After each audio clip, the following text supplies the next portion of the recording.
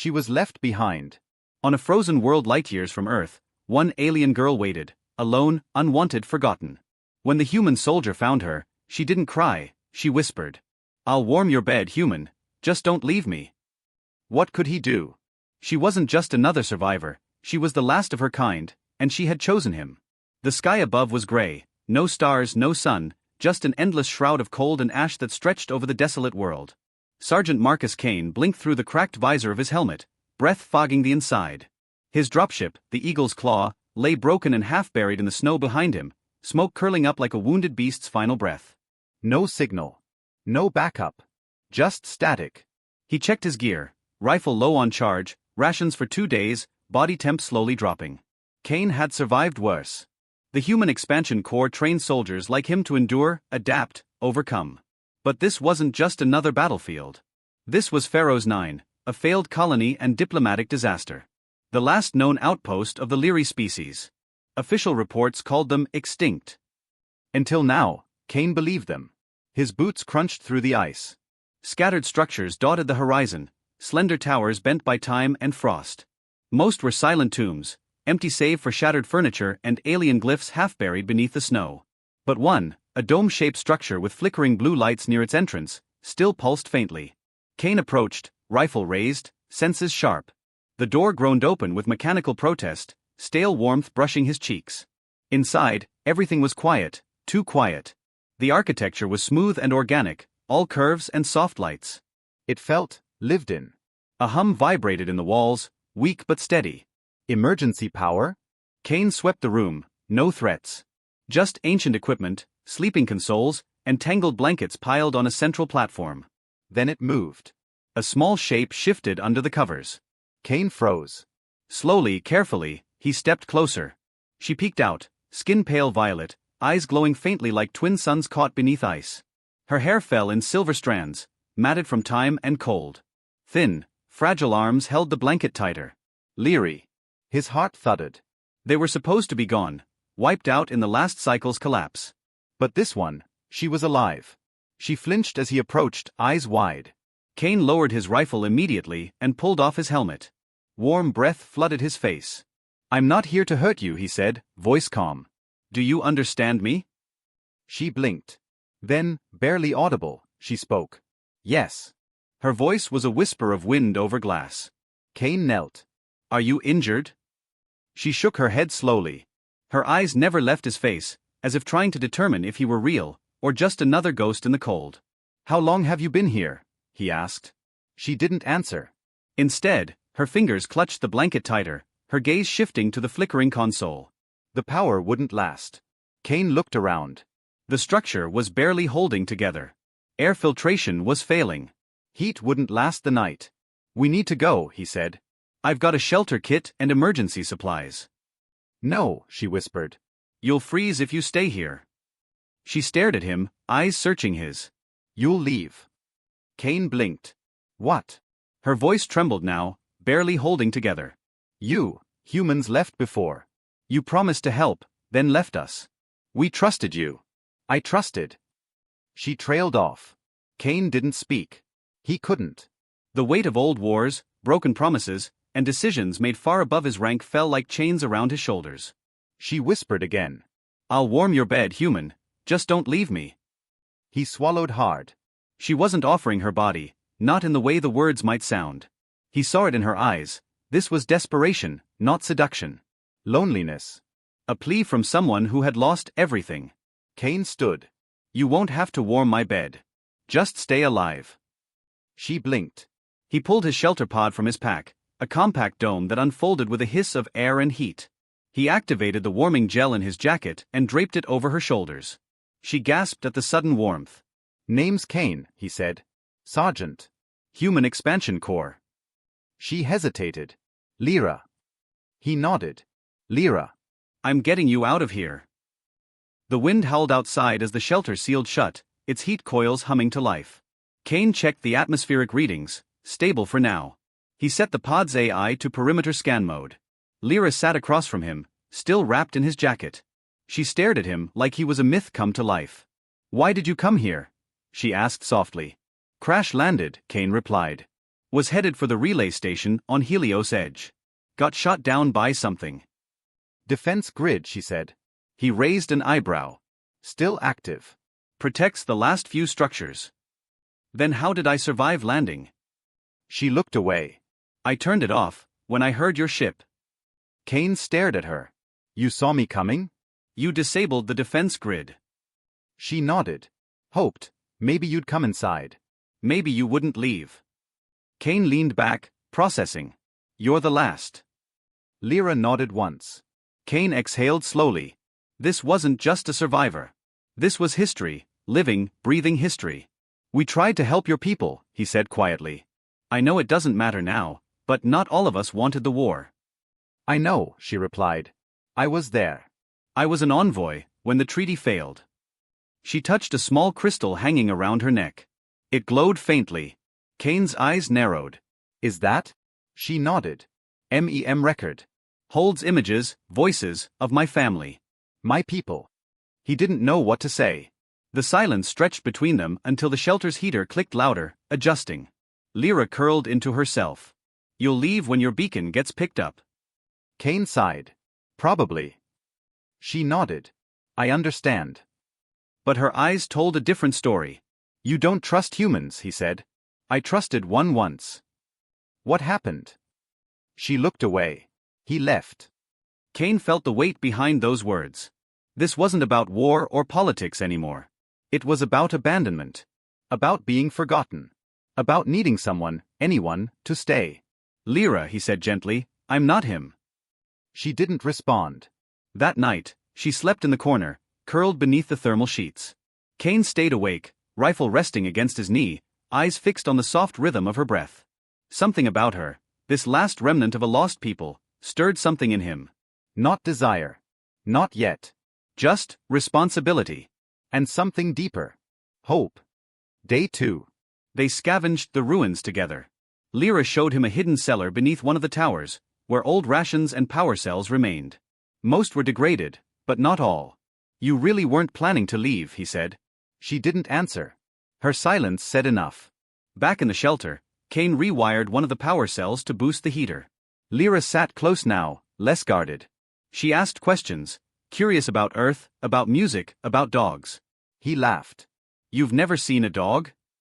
I've only read about them. Loyal. Fierce. Warm. Kane smiled. Yeah. That sounds about right. She studied him, eyes narrow. You're like one. He blinked. A dog. She nodded. You protect, even when hurt. He chuckled. Not sure if I should be offended. She smiled for the first time. It lit up the shelter more than any heat coil. That night, she slept closer, still on her side of the shelter but closer. Her breath misted near his chest. And as he drifted off, she whispered again. Thank you for not leaving. Kane's chest tightened. I'm not going anywhere, he murmured. She pressed her head against his shoulder. Day 3. His beacon pinged, finally caught a signal. Extraction ETA, 36 hours. When he told her, her face fell. You're leaving. I told them I'm not leaving without you. She looked up. Will they let me go? Kane didn't answer right away. They'll ask questions. Run tests. But I'll vouch for you. She turned away. I don't want to be studied. You won't be. He reached for her hand. You'll be protected. I promise. Her fingers trembled, but she didn't pull away. That night, as the wind howled outside, and the storm grew fiercer, Kane woke to find her beside him. Wrapped in the same blanket, her skin warm against his. She wasn't shivering anymore. And for the first time in years, neither was he. Kane had survived raids, Black Ops missions and orbital firestorms, but nothing in all his training prepared him for her. Lyra moved through the ice-choked ruins with a quiet grace, wrapped in thermal fabrics and his worn tactical coat. She had an instinct for finding the safest paths, the hidden caches, the buried knowledge of her people. And now she shared it with him, one step, one secret, one silent moment at a time. They had 30 hours left before the extraction team arrived. Kane watched her carefully from the shelter doorway. She stood at the edge of the cliff that overlooked the broken alien city, half swallowed by the ice, spires jutting like glass bones from the snow. You okay? He called. Lyra nodded, but she didn't look back. The cold doesn't bite as much now, she said softly. He stepped up beside her. That's because of me, he said with a smirk. I radiate charm and body heat. She gave him that quiet look, half smile, half sigh. You humans, always joking when you're afraid. Kane blinked. I'm not afraid. She turned her face toward his. You're scared of what comes next.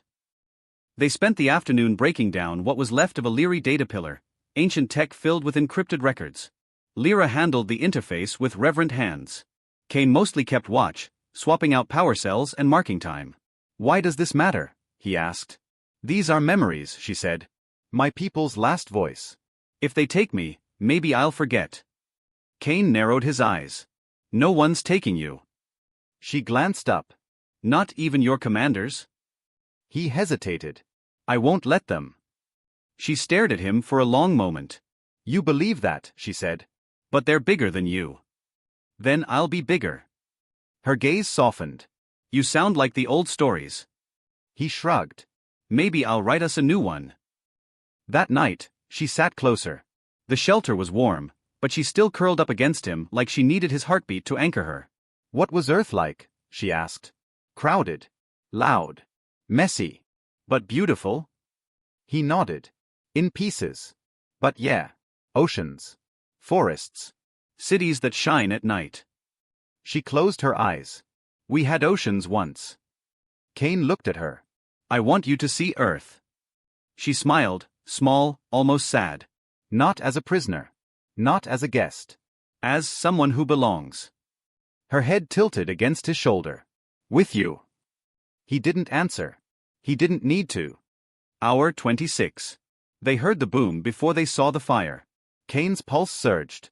He rushed out, rifle drawn, Lyra close behind. A scout drone, human design, lay broken in the snow. Smoke trailed from its core. Lyra's eyes flickered with fear. Someone else is here, Kane muttered. Not just my rescue team. Lyra turned to him. They'll take me. Not if I reach them first. Hour 28. They hiked fast, cutting across the fractured ridges toward the beacon site. Kane kept one eye on his scanner and the other on Lyra. She was slower now, legs tired, breath catching in the cold air. But she never asked to stop. He admired that. They reached the site as the sun, if it could be called that, cast a pale glow through the clouds. A ship was landing. Sleek. Silver. Not military spec. Not standard UEC. Private retrieval? Kane muttered.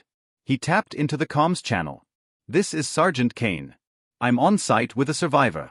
Identify yourselves. No answer. The ship's side panel opened.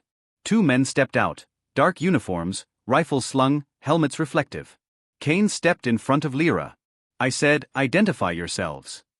One of the men raised his visor. Relax, Sergeant. Special Assets Division. We're here for the Leary specimen. Kane's eyes narrowed. She's not a specimen. She has a name. The man's voice was cold. Orders are clear. She's alien tech, classified. You were instructed to keep her alive until recovery. Kane's grip tightened on his rifle. I wasn't instructed. I chose to save her. The second man raised his weapon slightly. You're not authorized to resist. Lyra pressed her hand against Kane's back. Don't, she whispered. They'll kill you. I'm not letting them take you. They won't stop. Kane didn't lower his weapon. Then neither will I. The standoff held, for a breath, then another. Then shots rang out. Kane ducked, pulling Lyra to the ground. Snow exploded around them. He fired back, short bursts, disabling one of the attacker's rifles. He rolled, dragging Lyra behind a ridge. They're not trying to kill me, he growled. They want you alive. Lyra's eyes were wide with panic. Run. He nodded. They sprinted. Hour 29. Blood smeared Kane's shoulder. A graze from one of the return shots. Lyra helped him patch it, hands trembling but steady enough. They huddled in the wreck of a collapsed tower. What now? She asked. Kane looked at his wrist pad, beacon still active, second wave of retrieval inbound. I sent out a new signal. True UEC patrol is en route. I flagged a hostile asset conflict. They'll believe you? They'll have to. I've got all the footage. She leaned into him. They'll still take me. He touched her cheek, soft, cool, trembling. Not if you choose. You want to come with me, right? Yes. Then you're not cargo. You're a refugee. Her eyes filled with tears. You'd lie for me? He shook his head. No. I'd fight for you. Hour 31. The real ship landed, larger, marked with UEC insignia. A patrol squad moved quickly, securing the area. Kane walked out first, weapon lowered. Lyra stayed close. The patrol leader, a woman in steel-gray armor, studied the report Kane uploaded. She narrowed her eyes. Special assets? Unauthorized? That's a hell of an accusation, Sergeant. They fired first. I've got the logs. The woman paused, then turned toward Lyra. You the alien survivor? Lyra didn't speak. Kane stepped in. She has asylum under Article 12. Refugee clause. The commander raised an eyebrow. That article hasn't been used in 2 decades. It's still law. The silence hung. Then the commander nodded. Fine. She's yours. You're responsible. Kane exhaled. Lyra's hand tightened in his. 2 days later, on board the UEC vessel Red Horizon, Kane sat beside her as Earth grew larger on the main screen. She stared at the blue orb, oceans, clouds, light. It's real, she whispered. He nodded. Yeah. It's messy. But it's home. She leaned against him. Then I'll make it mine. In the weeks that followed, Lyra lived under restricted conditions, but Kane never left her side. He helped her through debriefings, through interviews, through endless tests. When she felt like giving up, he reminded her. You're not alone anymore. She smiled at him. You're warm, even when you're afraid. He chuckled. That's just my natural charm. Months passed. She was granted status, not as tech, not as an experiment, but as a person. Kane left the Corps. He bought a small place on the coast. Near the water. Somewhere quiet. She decorated it with crystals from her home. And on the first real night they spent there, as the waves crashed outside and Earth's moon bathed the room in silver, she whispered again, voice barely audible. I'll still warm your bed, human, just don't leave me. Kane turned, brushing her hair from her face. Never. He kissed her then, not as a soldier, not as a protector, but as a man who had found something rare. Something worth living for. And far above, on cold stars and distant systems, the galaxy watched, silently, knowing that once again, humanity had done what it always does. Break boundaries. Defy orders. Choose love over control. And once again, humanity had said, without speaking, we don't just survive. We fight for those we care about. Even if they're not one of us. Especially then.